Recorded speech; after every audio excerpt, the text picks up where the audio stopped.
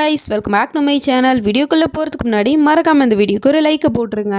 Last பார்ட்டில் இந்த சூனியக்காரி நம்ம ஹீரோ கிட்ட ஏதோ ஒரு மந்திரத்தை போட்டுட்டா. அடுத்த நிமிஷமே அவன் அப்படியே திரும்பிக்கிட்டு அவகிட்ட போயிட்டு இருக்கான். அதே சமயம் இந்த பக்கம் நம்ம ஹீரோயினியை போலீஸ் பிடிச்சிட்டு போனாங்க இல்லையா, அவங்க எல்லாரும் தூங்கிட்டு இருக்காங்க போல. ஸோ அந்த கேப்பில் அவங்கள்ட்ட இருக்கிற சாவியை எடுத்து விலங்கையுமே ஓப்பன் பண்ணிட்டு அங்கேருந்து எஸ்கேப் ஆகி ஓடி போய்ட்றா. அது தெரியாமல் எல்லாரும் தூங்கிட்டு இருக்காங்க.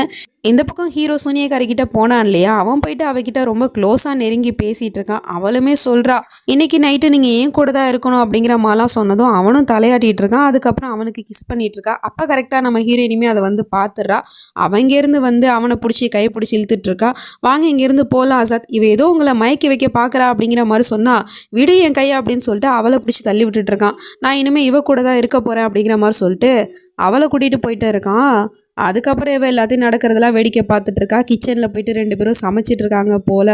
அப்புறம் ரொமான்ஸ்லாம் பண்ணிகிட்டு இருக்காங்க. அதெல்லாம் பார்க்க இவளுக்கு ரொம்பவே கஷ்டமாக இருக்குது. இருந்தாலும் எல்லாத்தையும் வேடிக்கை பார்த்துட்டு தான் இருக்கா. அதுக்கப்புறம் ஸ்விம்மிங் பூல் பக்கத்தில் போயிட்டு நம்ம ஹீரோவை கட்டி பிடிச்சி நின்றுட்டு இருக்கா.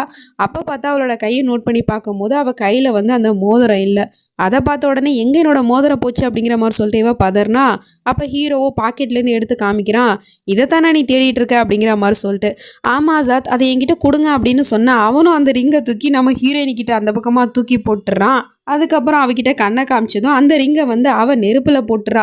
இவ உடனே வேணாம் அப்படின்னு சொல்லிட்டு அந்த நெருப்பில் போயிட்டு எடுக்க போனா அதுக்குள்ளே எரிஞ்சு போயிடுச்சு. நீங்கள் ஏன் இப்படி பண்ணீங்க, நீங்கள் என்னோட கட்டுப்பாட்டுக்குள்ளே தானே இருந்தீங்க, அப்போ நான் சொன்னது தானே நீங்கள் கேட்கணும் அப்படிங்கிற மாதிரிலாம் சொன்னால், யார் உன் கட்டுப்பாட்டில் இருந்தா, நான் உன் கட்டுப்பாட்டுக்குள்ளே வரவே இல்லை அப்படிங்கிற மாதிரி சொல்லிட்டு இருக்கான். எஸ், நம்ம ஹீரோ வந்து அவள் கட்டுப்பாட்டிலலாம் இல்லவே இல்லை. அந்த ரிங்கை அவகிட்டேருந்து எடுக்கிறதுக்காக தான் அவன் ட்ராமா பண்ணியிருக்கான் போல். கிச்சனில் போயிட்டு ரொமான்ஸ் பண்ணிட்டு இருந்தாங்க இல்லையா, அந்த கேப்பில் வந்து அவள் கையில் இருக்கிற ரிங்கை வந்து இவன் எடுத்துட்டான். அது தெரியாமல் இவன் ரொமான்ஸ் பண்ணிட்டு இருந்திருக்கா போல். அது மட்டும் இல்லாமல் நம்ம ஹீரோவுக்கு அவள் போட்ட மந்திரம் ஏன் வேலை செய்யலை அப்படின்னா, நம்ம ஹீரோயின் தான் ஏற்கனவே வந்து ஒரு தாயத்தை கட்டி விட்டுருப்பா இல்லையா, அந்த தாயத்துமே இப்போ அவங்ககிட்ட தான் இருக்குது. ஸோ அதனால தான் அவளோட அந்த மந்திர சக்தி எதுவுமே வேலை செய்யலை. இதெல்லாம் பார்க்குறவளுக்கு பயங்கரமான ஷாக்காக இருக்குது. நம்ம ஹீரோயினுமே சொல்கிறா, நான் தான் சொல்கிறேன்ல, என்கிட்ட என்னோட காதோட சக்தி இருக்கிற வரைக்கும் உன்னோட தீய சக்தியை வச்சு உன்னால் எதுவுமே பண்ண முடியாது அப்படிங்கிற மாதிரி சொன்னால் அவளுக்கோ டக்குன்னு கோவம் வந்துடுது. அவளை பிடிச்சி அடிக்க போனால் டக்குன்னு அவளோட கையை பிடிச்சி முறிச்சு அவளை கீழே தள்ளி விட்டது மட்டும் இல்லாமல் கத்திரிக்கோலை வச்சு அவளோட முடியுமே கட் பண்ணிடுறா. ஒரு சூனியக்காரிக்கு அவளோட முடியில தான் எல்லா சக்தியுமே இருக்கும். அதையே கட் பண்ணிட்டு அதுக்கப்புறம் அவளோட முடியை பிடிச்சி தரன்னு இழுத்துட்டு போயிட்டு இருக்கா. அதுவும் அவளோட பாதங்கள் வந்து பின்னோக்கி இருக்கு. அப்படியே அவளை இழுத்துட்டு போயிட்டு வெளியே பிடிச்சி தள்ளி விட்டுறா. நம்ம ஹீரோவும் ஹீரோயினையும் போயிட்டு கெத்து கட்டிட்டு நின்றுட்டு இருக்காங்க. அவள் திரும்பவும் வீட்டுக்குள்ளே வர பார்த்தா அவளால் வர முடியல. ஏன்னா ஒரு சூனியக்காரி யாரோட அழைப்பும் இல்லாமல் வீட்டுக்குள்ளே வர முடியாது. இதுக்கு முன்னாடி இந்த வீட்டுக்குள்ளே வந்தானா அதுக்கு காரணம் அந்த கான்பேகம் தான். அவள் தான் வந்து மருமகளை அவளை வீட்டுக்குள்ளே கூட்டிகிட்டு வந்தா. இப்போ அவளோட உண்மையான சீரமை எல்லாருக்கும் தெரிஞ்சு போச்சு இல்லையா. ஸோ அதனால ஒன்று இந்த வீட்டுக்குள்ளே யாரும் கூப்பிட போகிறதும் இல்லை, நீ இந்த வீட்டுக்கு வரவும் முடியாது அப்படிங்கிற மாதிரி சொல்லிட்டு கதவை சத்திட்டு அவங்க அங்கேருந்து போயிடுறாங்க. இந்த சூனியக்காரோட நிலைமையை பார்க்கும்போது ரொம்ப காமெடியாக தான் இருக்குது. அதுக்கப்புறம் இவ்வளோ அவங்ககிட்ட சொல்கிறா, இதுக்கப்புறம் எந்த ஒரு கெட்ட சக்தினாலையும் நம்மளோட காதலை பிரிக்க முடியாது அப்படின்னு சொல்லிட்டு அவனை அப்படியே ஹக் பண்ணி நின்றுட்டுருக்கா. பட் இருந்தாலும் அவன் மனசுக்குள்ளே உள்ளுக்குள்ளே ஒரு பயம் இருக்கத்தான் செய்யுது. எனக்கு என்னமோ நாளைக்கு ஏதோ ஒரு விஷயம் தப்பாக நடக்க போகுதுன்னு தோணுது. ஐ ஹோப் அது ஒன்று எதுவும் பாதிச்சிடக்கூடாது அப்படிங்கிற மாதிரி சொல்லிட்டு யோசிச்சுட்டு இருக்கான். இப்போ மறுநாள் ஆகிடுது. காலாங்காத்தில் இந்த கான்பேகம் பையனை பார்க்கறதுக்காக தர்காவுக்குமே வந்துட்டா. ஏன்னா வெள்ளிக்கிழமை தானே பையன் வந்து தர்காவுக்கு வரதா கேள்விப்பட்டா. ஸோ அதனால் அங்கே வந்து பார்த்தா செக்யூரிட்டி வந்து அங்கே இருக்கிறவங்கள்ட்டலாம், அதாவது அந்த ஏழை மக்கள்கிட்டலாம் வந்து சொல்லிகிட்டு இருக்கான், அர்மான் சார் இன்னும் கொஞ்சம் நேரத்தில் வந்துடுவார், ஸோ நீங்கள் எல்லோரும் வரிசையாக நின்றுட்டுருங்க அப்படின்னு சொல்லிட்டு. அது மட்டும் இல்லாமல் அர்மான் வந்து ஏழை மக்களை மட்டும்தான் பார்ப்பானா. ஸோ அதனால் பையனை பார்க்கறதுக்காக இவன் எந்த லெவலுக்கும் இறங்க ஆரம்பிச்சிட்டா. அதாவது இப்போ ஒரு தர்கா வாசல் நின்றுக்கிட்டு கையேந்திர ஒரு சாதாரண ஏழை பொண்ணாவே வந்து வேஷம் போட்டு நின்றுட்டுருக்கா. எல்லாம் பையனை பார்க்கறதுக்காக தான். அதே மாதிரியே அவனோட வண்டியுமே வருது. அவனுமே கீழே இறங்கி வந்துட்டுருக்கான். அங்கே இருக்கிற எல்லா ஏழை மக்களுக்குமே இவன் பாரபட்சம் பார்க்காம 1000 ரூபா பணத்தை தூக்கி கொடுத்துட்ருக்கான். அப்போ பார்த்தா இவளுமே வந்து கை நீட்டி பணத்தை கேட்டுட்ருக்கா. அவனுமே வந்து பணத்தை கொடுக்குறான். அப்போ தான் இவ வந்து தன்னோட பையனோட முகத்தையுமே முழுசாக பார்க்குறா. நமக்குமே அவன் யாருங்கிறத காமிக்கிறாங்க. இவன் தான் அந்த ட்ராமாவோட அடுத்த ஹீரோ. பார்க்க ரொம்ப ஹேண்ட்ஸமாக இருக்கான்ல. ஒரு காலத்தில் சின்ன மருமகள்னு சொல்லிட்டு ஒரு சீரியல் ஓடிட்டு இருந்துச்சு. அதில் இவன் வந்து ஹீரோவை ஆக்ட் பண்ணியிருப்பான். உங்களுக்கு இவனை ஞாபகம் இருந்துச்சு அப்படின்னா மறக்காமல் கமெண்ட் பண்ணுங்கள். அப்புறம் இவனை பார்த்துட்டு அவள் அப்படியே உறைஞ்சி போய் நின்றுட்டுருக்கா. அவனுமே காசை கொடுத்துட்டு அல்லாஹ் அவங்களுக்கு உதவி செய்வார் அப்படிங்கிற மாதிரி சொல்லிட்டு அவன் இங்கே இருந்து போயிடுறான்.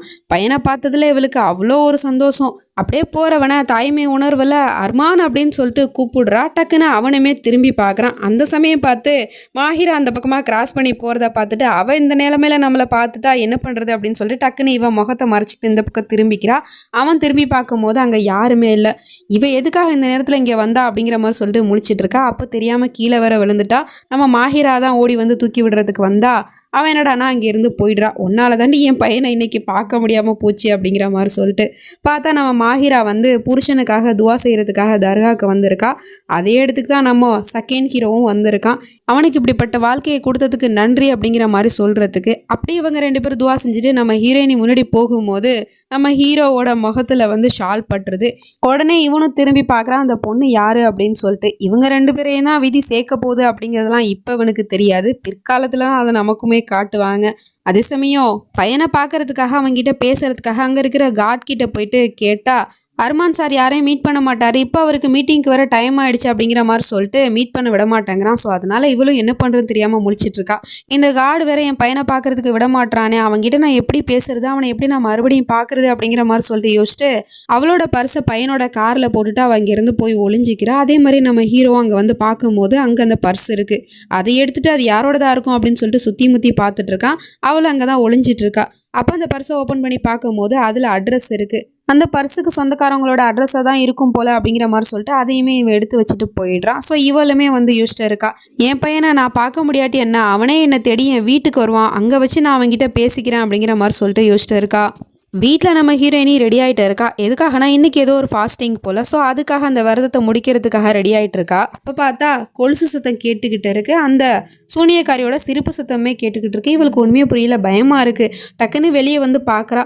அவள் திரும்ப வந்துட்டாளா அப்படின்னு சொல்லிட்டு. அப்போ தங்கச்சிக்காரிக்கிட்டே வந்து கேட்குறா, நீ அந்த ஆஃப்ரீனை பார்த்தியா, அவளோட குரல் எனக்கு கேட்குது அப்படின்னு சொன்னா. இல்லை, நீ அவள் எதுக்கு வீட்டுக்கு வரப்போறா, அவளை தான் வீட்டை விட்டு துரத்தியாச்சு அப்படிங்கிற மாதிரி சொன்னா. அப்போ அந்த சூனியக்காரியா தான் கான்பேகம் அவள் வந்து சொல்லிட்டு இருக்கா, இங்கே பாருமா, நீ தேவையில்லாமல் யோசிக்காத, அவளை தான் இந்த வீட்டை விட்டு துரத்திட்டேன்னு சொன்னியே, அப்புறம் எதுக்காக அவள் திரும்ப வரப்போறா, அது மட்டும் இல்லாமல் ஒரு சூனியக்காரியை வீட்டுக்குள்ளே வாண்டு கூப்பிடுற வரைக்கும் அவள் வீட்டுக்குள்ளே வர முடியாது அப்படிங்கிற மாதிரி சொல்லிட்டு சமாதானப்படுத்திட்டு இருக்கா. பட் இருந்தாலும் அந்த சூனியக்காரி வீட்டுக்குள்ளே வந்துட்டா. அவங்க மேலே நின்று எல்லாத்தையும் பார்த்துட்டு தான் இருக்கா. நான் இந்த வீட்டுக்கு திரும்பவும் வந்துட்டேன், ஏன்னா இந்த வீட்டுக்கு என்ன திரும்பவும் அழைச்சாங்க, ஆனால் அது யாருங்கிற உண்மை உனக்கு இப்போ தெரியாது அப்படிங்கிற மாதிரி சொல்லிட்டு இருக்கா. அப்படின்னா அந்த சூனியக்காரி திரும்பவும் வீட்டுக்குள்ளே வந்துட்டாளா அப்படிங்கிற மாதிரி தான் இருக்குது. பட் யார் இவளை கூப்பிட்டுருப்பா அப்படிங்கிறதான் தெரில. கான்பேகமும் வீட்டுக்கு பையன் வரமாட்டானா அப்படின்னு சொல்லிட்டு எதிர்பார்த்து காத்துட்டு இருக்கா. ஒருவேளை அவன் அந்த பர்ஸை பற்றியே மறந்துட்டானோ அப்படிங்கிற மாதிரி சொல்லிட்டு யோசிச்சுட்டு இருக்கா. ஆனால் அவன் அந்த பர்ஸை பற்றிலாம் மறக்கலை. அதை வேலை பார்க்குற ஆள்கிட்ட கொடுத்து இந்த பர்ஸில் அட்ரஸ் இருக்குது, இதை அவங்க மிஸ் பண்ணிட்டாங்க, இதை அவங்க கிட்ட போயிட்டு கொடுத்துருங்க அப்படிங்கிற மாதிரி சொல்லிட்டு கொடுத்தா அந்த பர்ஸில் இருக்கிற அட்ரஸ் எடுத்து அவனும் ஓப்பன் பண்ணி பார்த்துட்டு சொல்கிறான், இந்த அட்ரஸில் இருக்கிற வீட்டை தான் நீங்கள் வாங்கலான்னு முடிவு பண்ணியிருந்தீங்க, பட் அவங்க விற்க மறுத்துட்டாங்க அப்படிங்கிற மாதிரி சொன்னா. அப்படியா, அப்போ நான் இந்த பர்ஸை அவங்க கிட்ட கொடுத்து அந்த வீடு விஷயமா நானே போயிட்டு இன்னைக்கு பேசிட்டு வரேன் அப்படிங்கிற மாதிரி சொல்லிட்டு இவன் கிளம்பிட்டு இருக்கான். அதே சமயம் நம்ம ஹீரோ அவனோட ரூமில் இருந்துட்டு நம்ம ஹீரோயினியை பற்றி தான் நினச்சிட்டு இருக்கான். அப்போ பார்த்தா அந்த இடத்துக்கு அந்த சூனியக்காரி வந்துடுறா. அவள் போயிட்டு முகத்தை மூடிட்டு தானே வந்திருக்கா. ஸோ அதனால் மெஷர்மெண்ட் எடுக்கிறதுக்காக வந்திருக்கான் அப்படிங்கிற மாதிரி சொன்னதும் அவனும் சரி எடுங்க அப்படிங்கிற மாதிரி சொல்லிட்டு அப்படியே நின்றுட்டு இருக்கான். அவளும் வந்து மெஷர்மெண்ட் எடுக்கிற சாக்கில் அவன் கையில் வந்து தாயத்து கட்டியிருக்கான் இல்லையா, ஸோ அதை வந்து கட் பண்ணி விட்டுட்டு போயிடுறா. அடுத்த நிமிஷமே அது வந்து அருந்து கீழே விழுந்துருது. உடனே இவ தன்னோட மந்திரத்தை வந்து போட ஆரம்பிச்சிட்டா. அவனும் வந்து அப்படியே அவளோட கட்டுப்பாட்டுக்குள்ளே வர ஆரம்பிச்சிட்டான். அந்த தாயத்து தான் அவனை பாதுகாத்துட்டு இருந்துச்சு. பட் இப்போ அந்த தாயத்தை அவன்கிட்ட இல்லை அப்படிங்கவுமே அவளோட கட்டுப்பாட்டுக்குள்ளே வந்துட்டான். அதே சமயம் அவளும் டோரை லாக் பண்ணிட்டு ரூமுக்குள்ளே வந்துட்டு இருக்கா. இன்னைக்கு நீ என்ன நடந்தாலும் சரி, எனக்கு நீ சொந்தமாகிறத யாராலையும் தடுக்க முடியாது அப்படிங்கிற மாதிரி சொல்லிட்டு அவனை பிடிச்சி வச்சுட்டு நின்றுட்டு இருக்கா.